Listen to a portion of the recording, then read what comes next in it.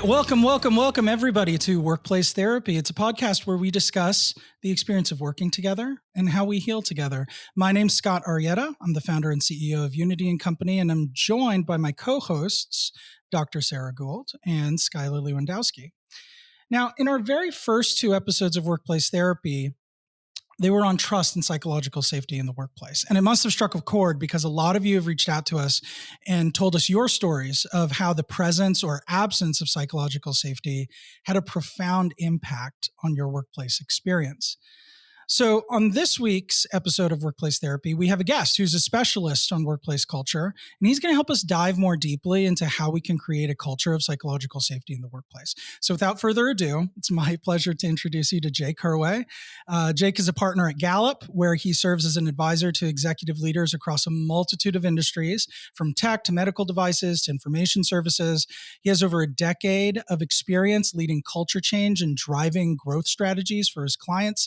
And so we're beyond excited to have him on the show because his areas of expertise are hyper relevant to the topics that we like to discuss here in Workplace Therapy. Specifically, he specializes in workplace culture, productivity, and linking employee behavior to successful strategy execution and sustainable change, which is something we've also talked about in previous episodes.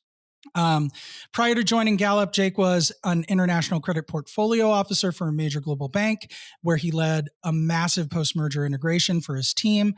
He also spent some time as a human resources generalist, where he did some work on team restructuring, talent development, and succession planning. Jake has a bachelor's from BYU and an MBA from Duke University's Fuqua School of Business, which is where we met, and we had the opportunity to travel the world together in that program. So I think it's fair to say that we here at Workplace Therapy are beyond excited to have an expert with Jake's credentials on the show. Oh, I'm so happy to be here, Scott. Sarah, Skylar, thanks for having me.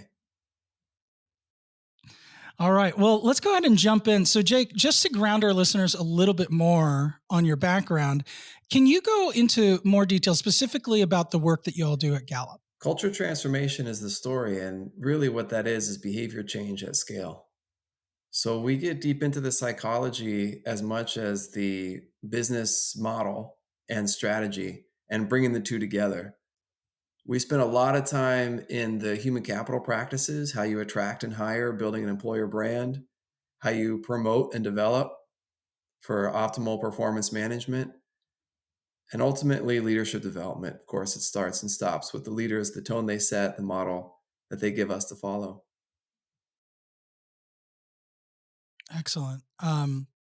Fascinating. And one of the things that that I recently encountered as I was kind of preparing for our interview is I dug up an article that you wrote in 2017 for Gallup on psychological safety, and obviously that piqued my interest. So, can you tell us a little bit about what prompted you to explore that topic Yeah. specifically? In our work of change, individual behavior change, and collectively the culture change, there's got to be a level of willingness to take risk.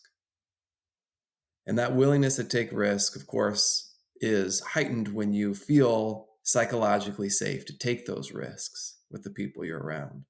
The risk taking is everything from the innovation goal of so many companies to taking ownership of problems to the agile distribution of decision making to you name it, even to having a fulfilling life and energy in my individual experiences. It's all about taking risk. And when I was studying risk taking in particular, stemming from all these different sources, clients asking, how do I build a culture of this, a culture of that, a culture of this? Every one of them came back down to this risk taking and thus the culture of psychological safety. I think tying psychological safety to the idea of like risk tolerance it makes total sense. It's a way of framing it that I hadn't thought a lot about before. And as I reflect on my own employment experiences, one of the things that I have found is I do think that risk tolerance in general is actually pretty rare to find in organizations. Finding organizations that are risk tolerant, that do allow you to make mistakes without taking a punitive approach to that. And we talked about that a little bit in our psychological safety series about how powerful would it be if instead of applying, like punitive grading at year end to people because they took a swing and missed, if we rather reframed it as what did you learn and how did you grow and how do those learnings make us better? And so I'm wondering about your perspective, like, because you've worked with a ton of organizations, and I'll bet that a lot of the organizations that you've worked with, most of them were probably pretty risk averse. So why do you think that is? And what do you think that organizations I can think do about it? structurally, we all have investors, whether it's Wall Street or venture capital or private equity, with specific binary expectations. Either you make it or you don't. Either you hit expectations or you missed. And there's no slack. There's no forgiveness in anything binary. So structurally, that's one. And that's just the reality. So that's why I don't blame Wall Street. It doesn't matter what organization you're running, it requires financing. And the nature of financing has its goals, its binary goals. You hit or you don't. I don't care if it's Wall Street or your mom who's financing it. Like, either you're making money and hitting a return or you're not. So there's just the reality of running a business and the fact that money is what is required to deliver a mission. The other part of it, though, is evolutionary. So at the individual level, the way that we've developed neurologically to survive, the survival mindset, is hypersensitive to scarcity, deficiency, and failure and risk.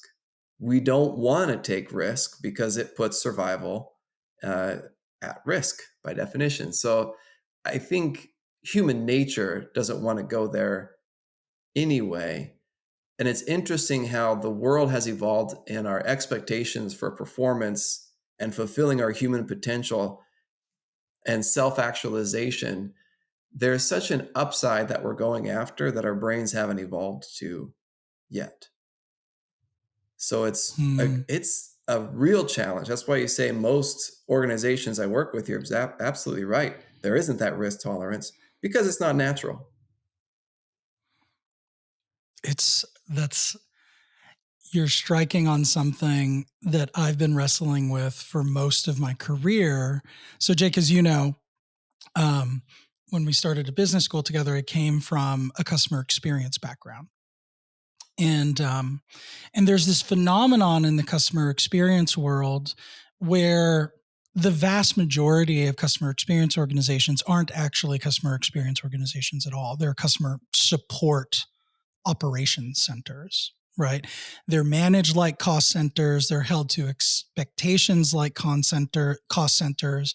And, and as a result, the emphasis is really always on doing more with less, streamlining operational efficiencies. And what it does is it pigeonholes most customer support operations into a very transactional kind of experience, question in, answer out. Um, and as I've reflected on the handful of organizations that have transcended customer support operations and have really reached that tier of customer experience driven organizations, the main difference to me is the F word, and the F word is faith. Like, the organizations that develop truly differentiated brand experiences for the customers is really based on faith and belief that creating certain experiences and valuing certain interactions will lead to good things down the road. But having been in the seat as the head of CX, it's really hard to quantify it, right? Like, sometimes I'm asked to put together a business case of, you want to implement this new service model, seems a lot higher touch. Seems like it's going to increase cycle times. It seems like it's going to drive down productivity, and you can't forecast with any reliability the increase to CSAT or the increase to NPS or the decrease to customer effort score. And not only can you not forecast that, but you can't tell me how a change in those metrics will correlate definitively to an increase in revenue or a decrease in OPEX. And so I've gotten shot down more times than I would like because of the fact that it's not a linear equation of make these changes, get these outcomes. And I wonder if that has to do with the fact that we are just, as you said, Jake, like evolutionarily predisposed to think in a mindset of scarcity, like what could go wrong versus what could go right. Yeah, you do hear that in the responses you're getting from leaders. And I do it all the time to my kids, friends, and to myself. It's our natural reaction, and it's not a bad one to be asking those questions and demanding the data and as many facts as you can get. But but in the end, you I think where the differentiation happens between the great companies and organizations that will sustain through crisis and those that won't, it's the ones that can recognize that no one knows the future. It is absolutely unpredictable. The butterfly flaps its wings halfway across the world, and we got the tsunami on this side of it. It's the chaos theory. You just never know. And so we do the best we can to manage uncertainty and ambiguity. In the end, you are you are ultimately doing the best you can in an organization with as little information as you have. Once you see certainty, once you see certainty, I always question, like, this person is going to lead us to a bad place because there are so many unknown unknowns in our existence, that to trust a leader who's so certain about what the future is going to be and where they're going, I actually get nervous knowing the reality of human existence. I'll also say, to make the argument, there is good data historically. So again, history is our best predictor of the future, but you talk to anybody in the markets, they'll laugh you out of the room. But it's all we have sometimes. And so you look at the data that Gallup and others have collected about the power of engaging the emotions of individuals. Danny Kahneman, the only psychologist to win an economic Nobel Prize, won it because he showed quantitatively that our negative emotions and the negativity of a decision is 3 times more powerful and weighted than the positive. So it's overtaking our mindset, our decision making, and our behavior. When you're able to recognize that, and then all the subsequent data of when someone can answer a certain question, like at Gallup, we asked the question, can you imagine a world without X company? There's something quantitatively powerful about that question. I can't imagine a world without Scott Arietta. That's an emotional thing. And the majority of our decision making is emotional. And if I can't imagine a world without, guess what we're finding? We're finding up to 147% greater returns for the organization whose company has customers who say, absolutely, out of five, I can't imagine a world without. I do have a question around those negative emotions and going back to your concept of relating psychological safety to risk taking, because, as you said, sometimes things just don't work out. So sometimes we fail. And in my experience, when those things have failed, people have been ornery or hostile even when those have failed. So what does it look like when a company does fail and has psychological safety? When they do it right, Skylar, I think there's no surprise, and sometimes it's the simplicity that makes it invisible to us because it's so simple.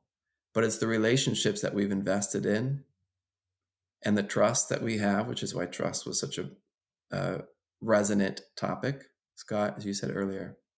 There's two conversations that need to happen with every individual in the organization that works together to preempt accusation after failure. Accusation is the root problem when failure happens. So the preventative measure is, why are you here? That's conversation number one. And you want to get as human as you can get with, why am I here? If I were to ask the three of you, I guarantee that there is some experience of pain or extreme pleasure that is motivating you to be here. And that's what you want to get Yep. to with the people that you work with. You want to know that you lost your mother at 10 years old, that your dad left the family, that whatever it is, like, you want to know the pain and the pleasures, the extremes that have happened in people's lives, because then you'll know their why. You'll know what's motivating them. And guess what? One of the keys that people often say is assume positive intent. I don't have to assume anything anymore. I can know it. If I'm having that conversation, I can know positive intent. I can know your why.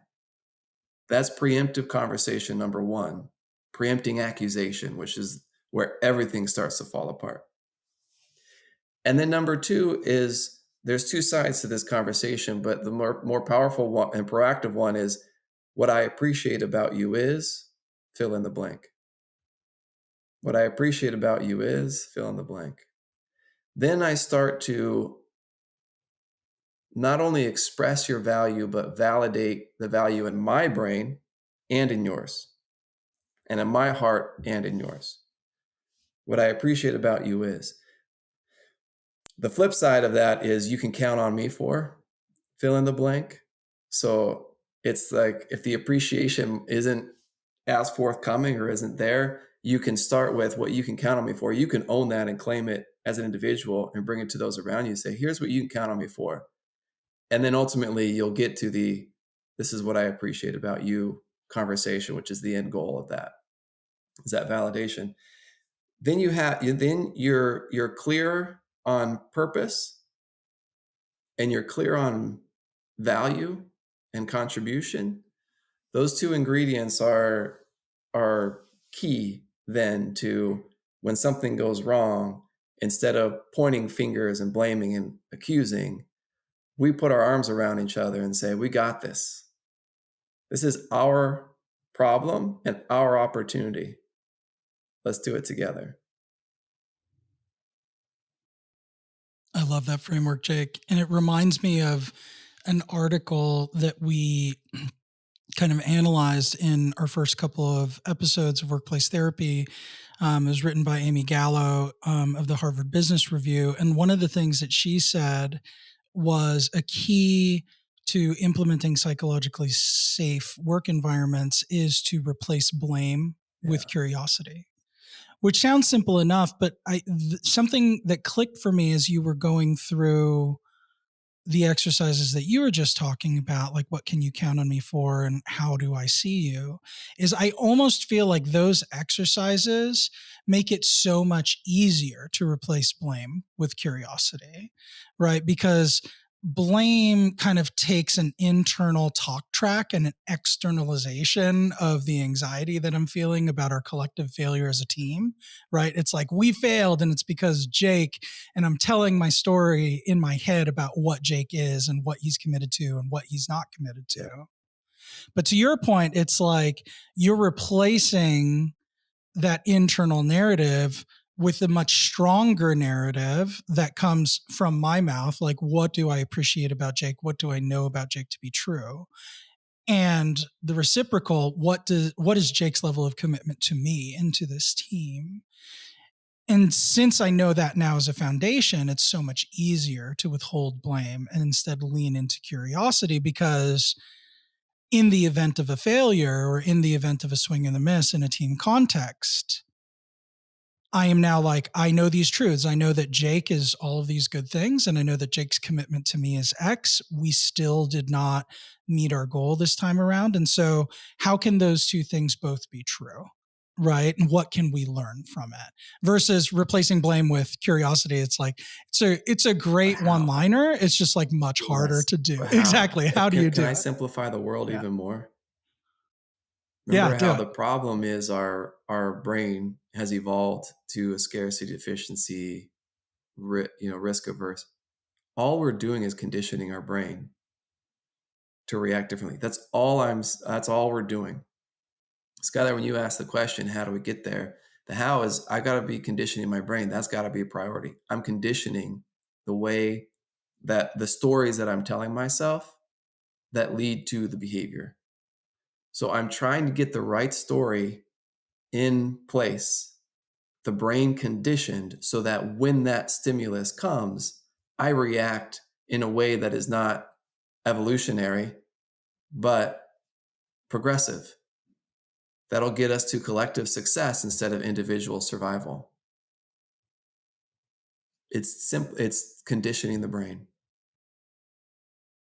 I think my question about this is how do you compel a leader of an organization to have this paradigm shift that the investment in this kind of mental work and investment in the relationships and the foundational trust is a value add when all they are focused on is the revenue?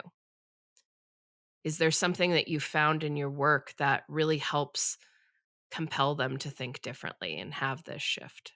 It's interesting, Sarah, because even with all the data, people are skeptical intuitively. They may not even express their skepticism, but intuitively, yeah, you've told, I've heard so many people tell me XYZ return on investment for paying attention to the behavioral Yeah, sciences. always. Always. The storytelling is powerful. I wish I had more of those. I wish I had more that were, tip of tongue to be able to share. Because there are examples, and there's no other secret. I mean, that's the hustle of every day of our lives, of my life, is trying to convince executives that they're going to see. That's what Scott was talking about, where he got shot down so many times.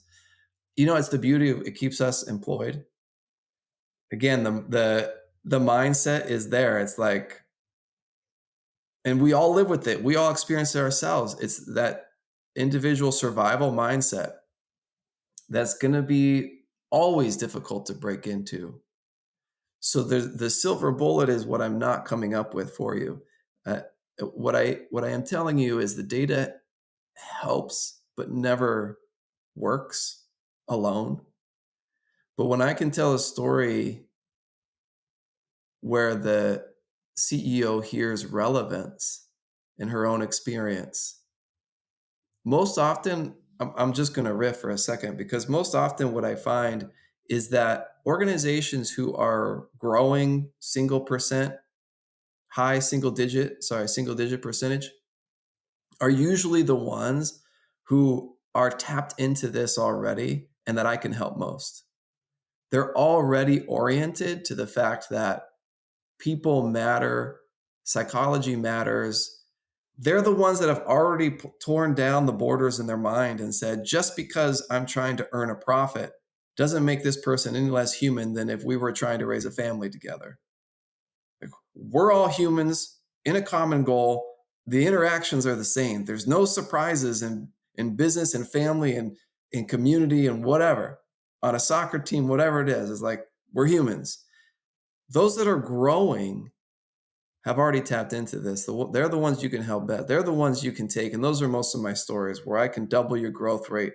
I can get you to double digit growth and higher. And it's through the prioritization of culture, which is the term we tend to use to discuss these dynamics, psychological safety. But in the end, as I said, it all boils down to conditioning your brain for collective success over individual survival. And that's it's about getting ahead of the blame, ahead of the accusation, and it's about connecting with each other on the human level. And there's so much more I can say about it, but your human capital practices reinforce or detract from this effort. how you attract, the tone, even of your job descriptions, the brand that you're putting out there, how you onboard and the stories you tell in onboarding or don't tell. These are all super, super important to building this culture of safety where I can take the risks to fulfill my potential and our potential. Mhm. Yeah, I think one of the things you mentioned too was, in their onboarding, it's, what we say and what we don't say. Oftentimes on our podcast, we talk about the difference between the example and the non-example, and sometimes teaching the non-example is even more powerful than just telling them what they should do, but unraveling what it doesn't look like. And so, in your experience, when you've seen an organization who at the leadership level is not interested in building that relationship, they don't see the value, even if you've shared the story, right? Because as you said, the silver bullet is the relationship, I think is where you start because there is no answer right away. What do you find as the non-example with companies? When do the red flags go up for you when you're looking at an organization who is, maybe single digit growth? They might be having growth, but there's some indicators that you see that cause you to say, there's an intervention that we could do right now as a mindset shift that would really propel your business. But when do you tend to notice that or what do you notice? What I hear most in those organizations is as I'm unclear on where we're going as a company. And the Mm, executive, the CEO will be like, "What do you mean we're unclear? We know exactly where we're going." And yet there's some misalignment in our identity that flows through the organization. I'm not sure where we're going as an organization. That Once I hear that, then I know that there is disconnect. mm, And I use a simple framework just to organize my thinking and diagnostic as I look at an organization. And that's the relationship between brand, culture, and purpose.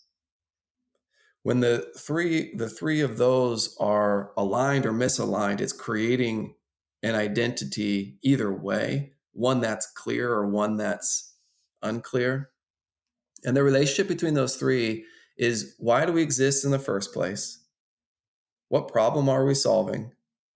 What are we here to do? That's your purpose. And then we want to be able to solve that problem. We want to be able to achieve that purpose. And that's what our brand is for, what we're going to be famous for. And the way that we're going to bridge between purpose and brand is what we're going to do and how we're going to work and how we're going to behave. Your culture creates your brand, and you use words if you have to. But it's the behavior we all know that speaks louder than words in creating the brand. And that then is where I prefer to start when leaders, they have to own and recognize the problem. If you go in and try and just push, like, this is what you need, this is what you need, they've got to sometime along the way through your questioning, your storytelling, your data sharing, be like, oh, maybe that's what I need. Otherwise it'll never. And not everyone, is ready to fight evolution. I can't blame them. so powerful. I'm resonating with what you're saying at such a core level. And Sarah, I don't know if this is bringing up the same experience for you as it's bringing up for me, but Sarah and I were actually in a room with a bunch of executives, and Sarah was facilitating a mission, vision, and Mm. values exercise. And I remember so distinctly that Sarah was talking them through what a good mission statement looks like. Right. And at the heart of it is purpose. Like what is the purpose of like why you exist? And one of the executives who also have happened to have invested a large amount of his own money into this company, his perspective was, we don't need a mission statement. Our mission is to make money. And I think that anybody who needs a mission statement in order to come on board and help us build this company is frankly naive, because like business is all about making money.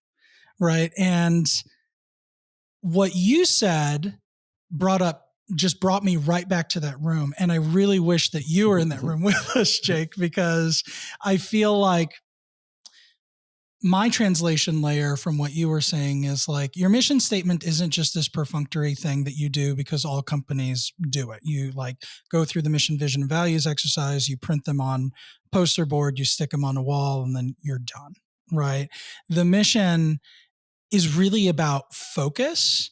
It's about the how, it's about direction, right? It's like making money is such a broad goal, right? And to this executive, that seemed to be sufficient and obvious, right? But without the purpose that undergirds that goal, everybody could have a bunch of different like translations of what achieving that goal ends up looking like. And so you end up marching off on different vectors. So like I'll march off in this way.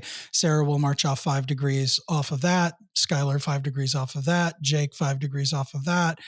And over time, it doesn't look like we're very misaligned, but like if you extend that line out months, quarters, and years, we're going to end up in completely different spots of the globe, right? And that miscalibration, from my experience, like the way I've experienced that is eventually you reach a point of cultural miscalibration that is so big, it feels irreparable. Yeah. I like this, Scott, and I'm just going to put a fine point on it because we are there to make money. Without the money, there is no mission. You heard me say that earlier. We're also there to make and keep customers, which is another famous definition of the purpose of a company. But how do you do it? How do you do it? You know, you can, Right. and what I mean by how is sustainably. I can make a Right. few bucks off of a customer today, but unless I know the unique value that I bring and the unique problem that I'm solving, that's how I define a very powerful purpose statement is I know what I do best and how it's making a difference in what matters most or what I care about most. It's the combination of the two. My unique value solving the unique problem I'm solving. And it's that purpose then, to your point, that clarifies and focuses how we're making and keeping customers and how we're making money so we can reinvest and continue to invest in our core competency and solving that unique problem to keep and make customers, et cetera, et cetera. So it's really important in behavior change too. And this kind of goes to your question, Sarah, how do you convince? People are right. I was just going to say that, like, there is always truth in what people say. It's a set of assumptions and lenses and whatever else that leads them to this conclusion. And based on those assumptions and points of view, they're right. And so being able to find what's right in their statement, like this individual, he is right. We do need and are here to make money. If we don't exist. And then being able to back up from their point of view and redirect their frame and their assumptions back to helping them understand. But how? How do you make money? Okay. Then and ultimately, that's why ultimately I tell people, you'll see on my LinkedIn profile, I grow brands. That's what I'm doing is I'm building brands. Ultimately, I want brands that attract and retain the best talent and the best customers for your organizations. But how?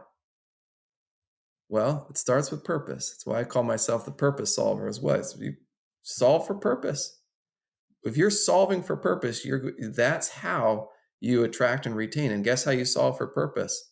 It's how you behave. It's your culture. It's your mindset. It's conditioning. So that's why it's so hard sometimes for people to be like, what am I buying here? Purpose? Or am I buying culture? Or am I buying brand? Ultimately, you're getting brand. Getting the best people to work for you and the best customers to buy from you. The purpose through the culture is how. And I know you're talking about the how from a company level and finding how the company can provide a unique value to the customer. But I think one of the parts that really stood out to me in your article was before a company can get psychological safety, you need to understand the unique value each person on the team brings. So could you talk a little bit more about how people can find their individual strengths and share that with their teams? Absolutely, Skylar. I think I'm going to say something you didn't ask first, and or respond to something you didn't ask first, and that is it intimidates executives to do this at scale. Really, every single one of my 100,000 people got to go through this. How much are you going to cost in the end? Well, sometimes it is a lot of money, but if we talk about the return, but that's what managers are for. And there are ways to automate some of this, especially the self-reflection. And so now I'll answer your question about the self-reflection. If I'm trying to understand what I do best and how it makes a difference in what I care about most, I usually work backwards with what I care about most. And what you care about most is evidenced by emotion. I started telling you about the extreme pain and the extreme gain. One or both of those experiences have left an emotion with you. So when you think about topics or people or problems or whatever it is, and you think through your experiences in your workday, where are you having emotion? Good or bad? It doesn't matter. I want an emotional reaction.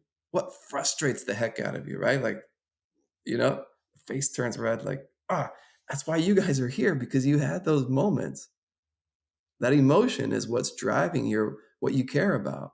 And we all have different experiences, so we're all going to care about different things to different intensities. It's all right. I'm not saving lives in the hospital today because, thank God, I've never had such an emotional reaction, but I have had bad experiences at work. And that's what's motivating me to be here. So, what are your emotional reactions in your day-to-day work, or the things that are going on in your company, to help you more align to what you take personal and what matters most to you, what you care about most? Then you work into the strengths area. My shortcut, of course, as a Gallup guy is the Clifton Strengths Finder to give you language. But even if you don't have the Clifton Strengths Finder, which I'll plug that thing the rest of my life, I'll be on my dying bed and retired from Gallup years, and I'll still plug the Clifton Strengths Finder. The thing's just a crystal ball. But it's what comes natural to you. That's what it's identifying. How you think, act, and behave what are the natural ways. So you're not even going to notice them half the time. It's important to ask the other people, like, what do you see me? Asking others, like, what do you see me do that seems to come so natural, or that I always bring up? That's the other thing about strengths, is you lead with it. So it's always going to be there. What am I always doing that brings value to you? So what comes natural? What is always there? And then how do you make a difference? And the difference is the question mark that you're asking your manager and the HR people. And you're saying, look, here's what I do best.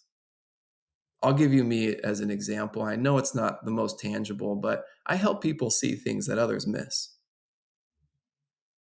How do I use that strength to make work more rewarding for people so that they wake up inspired and go to bed fulfilled?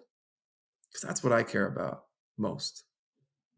And I'm just trying to find, like, help me make that connection. Help me find a way to bring what I do best to make a difference in what I care about most. That's the individual experience that the company's going through as well. It's the same experience because we're just a collection of individuals. And guess what? We're just selling to a collection of individuals. Even if we're B2B, we are selling to a collection of individuals. Trust me, I've grown up in B2B.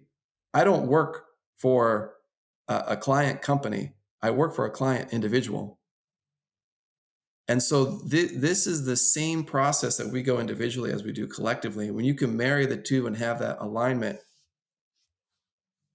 those are exciting places to work. I was going to ask too, what if you're comfortable sharing your strengths finder results? Yeah, of course. Connectedness is number one. Ideation is number two. So you can see when I tell people I can help you see things that others are going to miss. Connectedness is like bringing it all together.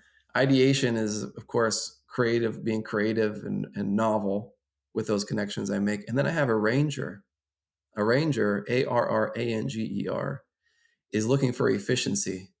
You've heard me try and simplify things a couple times. It's not because I wrote down somewhere, Jake, simplify things. It's just because that's what I want to do. I'm anxious to connect things in creative ways, simplify them into their most efficient state so that we can make a difference in what I care about most, which is helping people get to that self-actualization. The language I use is that inspired, wake up inspired and go to bed fulfilled. And it's through rewarding work. I don't care if you get paid for it or whatever. That's what you're after. I love that. And Jake, just for the benefit of our listeners who might not be as acquainted with Mm-hmm. Clifton Strengths, do you have like a 30-second overview of like what that is and how you can take your Clifton Strengths If you assessment? just Google Strengths Finder, Clifton Strengths, Gallup Strengths, you'll find the CliftonStrengthsFinder.com store. And I think it's $65 for a 45-minute assessment. They ask you 170 questions. They're hard for people to answer because they're timed. But the reason they're timed is because they're trying to get that amygdala reaction and they're trying to keep you from putting the executive brain on top of your choices, because that's what we do. What should be, what is. So we're getting the quick reaction. And the reason we are is because we're finding what comes natural to you. Again, it's your patterns of your natural patterns of thought, feeling, and behavior. Another way of describing it is it's the lens through which you see the world.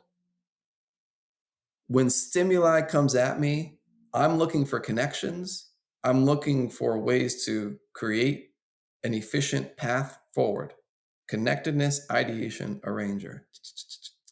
Someone else could be looking at that same stimuli instead of a thinking process, more through a relationship process. What does this mean for this relationship and our level of trust? And someone could be attacking it or seeing the world through more of a influence lens. Like, how do I take this to get what I am after and the objectives that we're after? So, and an execution lens, how do I get things done? So there's different lenses through which we see the world. Clifton Strengths describes that lens for you and gives you a common language to express it to others. I love that, Jake. And honestly, it's like the biggest takeaway that I'll first say that when I took my first Clifton Strengths assessment, it was Strengths Finder at the time.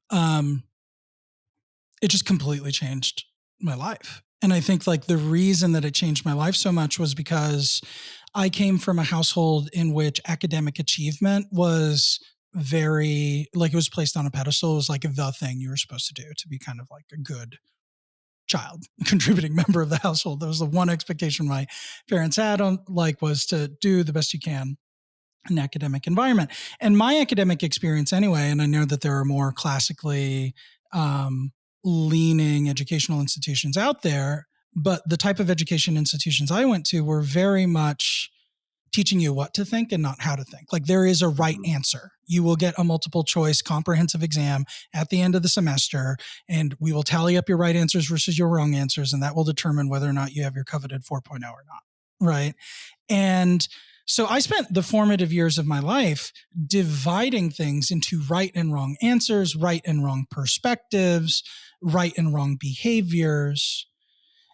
And then when I entered the workforce, there's all this diversity. There are all these different perspectives, right? And as a young idealistic person entering the workforce, there were people I naturally gravitated to who were a lot like me. And I found myself basically being surrounded by groupthink and, people who are just really comfortable for me to be around, because I had not yet developed the language or the appreciation for something that you said earlier, Jake, which is like everybody is right based off of their collection of experiences and perspectives and lenses, right? So it's about finding that common ground and working backwards and helping to facilitate those unlocks. And that's what Clifton Strengths really did for me. Was I came up with a strengths profile that was obviously very resonant for myself, and it helped to explain why the things that were easy to me came easy, why the things that were hard to me came hard, and helped me to understand that it wasn't a bad thing, right? And not only did it do that, but it really helped me to understand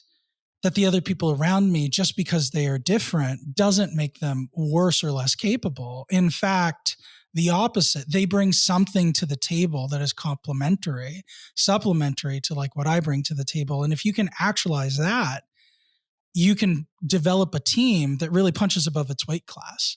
And like once that unlock was facilitated for me, like that just opened the door to my leadership. And I honestly think it's the linchpin of why I achieved whatever I was able to achieve in the corporate world, was because Clifton Strengths gave me the perspective and the lexicon to build teams of people who weren't exactly like me. Yeah, and I think it's what's valuable for this is you've identified the science behind the strengths.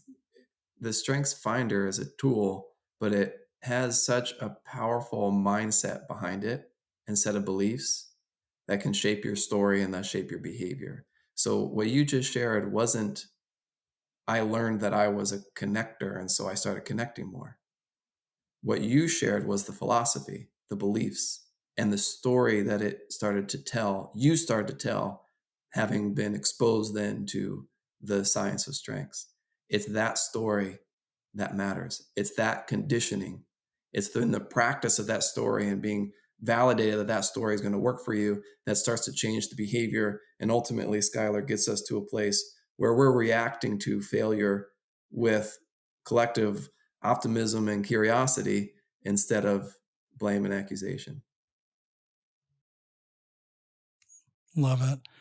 All right, Jake. Well, you've just blown our minds with all of your insight, and I really appreciate that. Now it's time for us to move on to the lightning round, which is kind of a mixture of pretty fun questions. But the rules of the lightning round are simple. Skylar's going to ask you a question, and you have to answer off the cuff in 60 seconds or less. Ready. So you ready?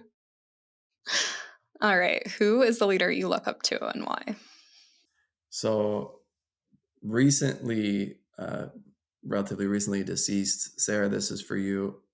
Covey is one I look up to for a lot of obvious reasons, but he was able to scale these principles that all of us try so hard to live and teach.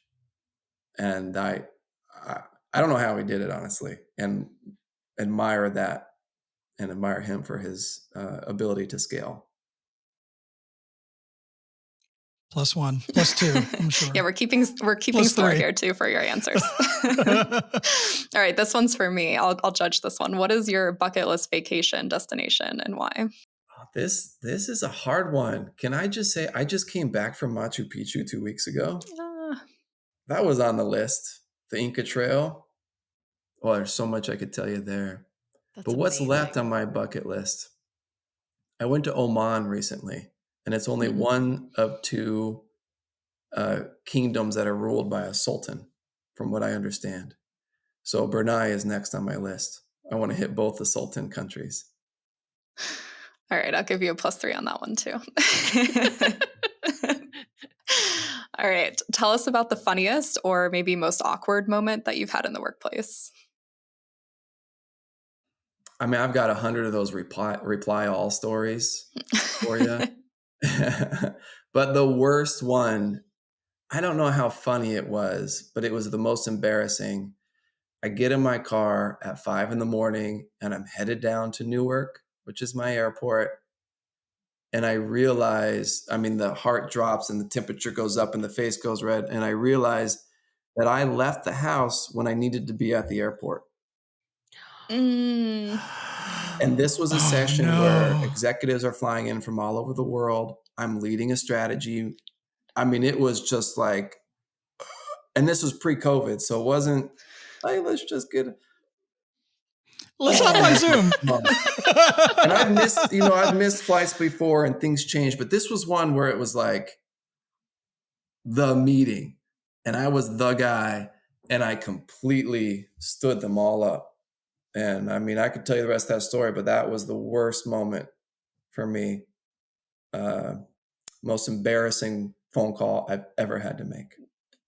Yeah, traveler's worst nightmare right there.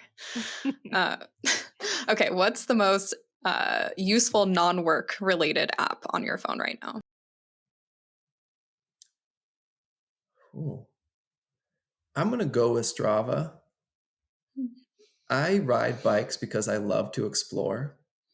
I don't watch the data Mm. which is ironic given how much time I spend in the data for organizations and people, but I don't really care about how fast I'm riding or how many feet I've climbed. I care about where I've been and if I can find it again. That's the adventure for me. When I get on a bike, I kind of turn my brain off and left. I try to get lost. And so Strava has been Mm. helpful because it helps me get back to where I've been. Like, oh, this is a really cool road. I love the view. I love the ridge. Where was that again? And so I use Strava to find where I've been. Nice, nice. Yeah, I think I use all trails, but that usually gets me Yeah. lost. So kind of the Well, opposite. you must be out west. I'm out east. So Yeah, exactly. yeah, trails. Trust me, I do the trails when I'm out west. Here I do the roads. Got it, got it. Okay. What's the most important thing that you've done to invest in your mental health? I have struggled with getting a mantra that really works, like that really conditions my brain, that changes my thinking. And I finally found one, and I've loaded it in 8 o'clock every morning, half-hour block, and it's in the calendar invite and it pops up. So I see it on my phone, I see it wherever I am, I see it. And I've been able to simplify it. And it's also strengths based. And it's in effect, the mantra is be slow, which stands for stop, listen, observe, and wait. So in other words, it's like slow down to understand, to help, and to smile. And slow allows my ideation, connection, arranger to work. So that's why I say it's a strengths based mantra. So it's already helping me do better what I do well. And then to understand, I guess that's strengths based too. But that's the unlock into helping, which is what I really want to do. And smiling is the end goal I want for all of us. And the beauty of saying to smile is it brings a smile to my face. And in true Amy Cuddy fashion, the smile, the biology, impacts the emotion and makes me happy just to have that smile. So that simple behavior every day, 8 o'clock popping up and me just saying it was so hard to find something that I actually could internalize and feel and would come natural to me. But I persisted with this whole mantra idea. A lot of people like whatever, but I'm grateful that I persisted to get to one that works. Yeah. I love how it's integrated into your daily life, and smiling does just relax you in general. So It works. love that. Yeah. Okay. Kind of the opposite. What is your biggest pet peeve? Inaction, Yes. Hopefully none of us are doing it right now, Mm. but inaction. I mean, there's a whole bunch of psychology behind that, but the ultimate thing that drives me nuts is someone, including myself, complaining and not doing anything. Mm. yeah. Hmm. Okay. What piece of literature or art has most shaped your perspective on life or leadership? Literature or art? There's so many, so many. Can I'm going to go here with you in the true spirit of diversity. I'm a spiritual person, and the when I read in the Bible in the New Testament of Christ walking on water and his main guy Peter coming out to him, there is that literature, that story in particular. I put myself in Peter's place, and Peter gets worried because here's this guy walking on water, and Peter's trying to walk Mm. on water himself, and he gets scared. I'm not sure I can do this impossible thing. And Jesus' answer to him is kind of like, really? You don't think you can? He says, ye of little faith, Scott, going back to that word. Forgive me for going here. I hope it's okay, but it's really changed my life. It's really changed my life. And I think about it all the time. When I get scared, talk about psychological safety and taking risks and trying to be my best self and trying to bring what I feel like are my gifts to the world to make a difference, what I care about most. I am always feeling like Peter and feeling like I should give myself the excuse because this is the impossible. everyone's telling me it's a dumb idea and you shouldn't do this, and there's no money behind whatever, like, and yet I can hear that, "Oh, ye of little faith, get on it, man, just do it. Just trust, just believe, just walk, just do it." And that story has shaped my life and my leadership along with it. Love it. And last question. We talked a lot about company mission statements, but if you had a mission statement for your life, what would it be? It is to help you see things that others miss that will make your work more rewarding so that you wake up inspired and go to sleep fulfilled. I love that. Jake, that's going to be my North Star of whether or not I've had a successful day or whether or not I'm progressing towards a more successful kind of life is, when my head hits the pillow, do I feel fulfilled? And when I wake up, do I feel inspired? And it's so funny because intuitively I've felt that. Intuitively I felt there are days where I have boundless energy and relentless optimism. And it's the days where I feel exactly as you articulated, but it's not something that I've pursued with intentionality. And so I love that that's your mission. I love how well equipped you are to help people accomplish that.